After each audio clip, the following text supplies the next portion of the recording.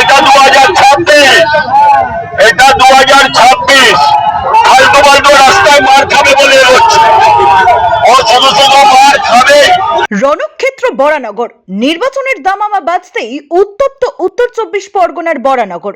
প্রচারের ফ্লেক্স আর হোর্ডিং লাগানোকে কেন্দ্র করে রীতিমতো রণক্ষেত্র গোপাললাল ঠাকুর রোড।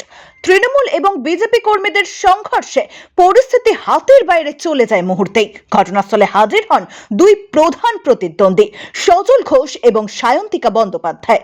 দুই প্রার্থী একে অপরকে লক্ষ্য করে স্লোগান দিতে শুরু করলে উত্তেজনা চরমে পৌঁছায়। কথা কাটাকাটি থেকে শুরু হওয়া এই বিবাদ নিমেষেই বদলে যায় হাতাহাতিতে। দুই শিবিরই একে অপরের বিরুদ্ধে মারধরের অভিযোগ তুলেছে।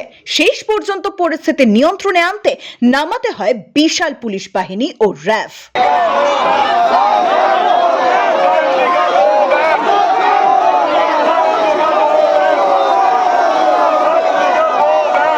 জানা গিয়েছে, খবর পেয়ে দ্রুত ঘটনাস্থলে হাজির হন তৃণমূল প্রার্থী সায়ন্তিকা বন্দ্যোপাধ্যায়। তার পক্ষ থেকে অভিযোগ তোলা হয়েছে যে যখন এলাকায় শান্তিপূর্ণভাবে প্রচার চালানো হচ্ছিল তখন অতর্কিতে হকি স্টিক নিয়ে তাদের কর্মীদের উপর চড়াও হওয়া হয়। এই হামলার নেপথ্যে বিজেপির আশ্রিত বহিরাগতদের হাত রয়েছে বলেও দাবি করেছেন তিনি। আমরা আমাদের প্রচার করছিলাম, আমরা এখানে শুনে আমি ছুটে আসি এবং এখানে শুনছি যে এখানে বহিরাগতদের এনে তারা হকি স্টিক দিয়ে মেরেছে আমাদের কর্মীদের।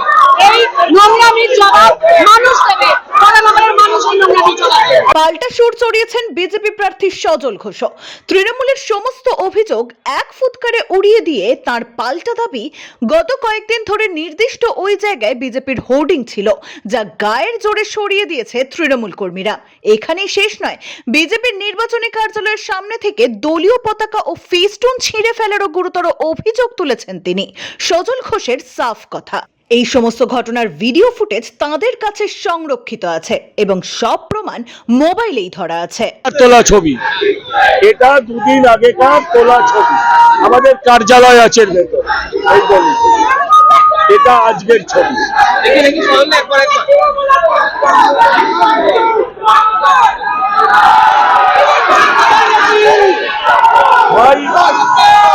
এই হচ্ছে আগেকার, আগে এই হচ্ছে পরে, এই হচ্ছে পরে। গোপাললাল ঠাকুর রোড এলাকায় সায়ন্তিকা বন্দ্যোপাধ্যায় পৌঁছাতেই পরিস্থিতি আয়ত্তের বাইরে চলে যায়। বিজেপি সমর্থকদের দিক থেকে ধেয়ে আসে একের পর এক গো ব্যাক স্লোগান। পাল্টা স্লোগান তোলে তৃণমূল। দুই পক্ষের এই মারমুখী অবস্থান আর পাল্টা স্লোগানে রণক্ষেত্রের রূপ নেয় গোটা এলাকা। ছড়িয়ে পড়ে চরম আতঙ্ক। পরিস্থিতি নিয়ন্ত্রণে আনতে শেষ পর্যন্ত ঘটনাস্থলে পৌঁছায় বিশাল পুলিশ বাহিনী ও র্যাফ।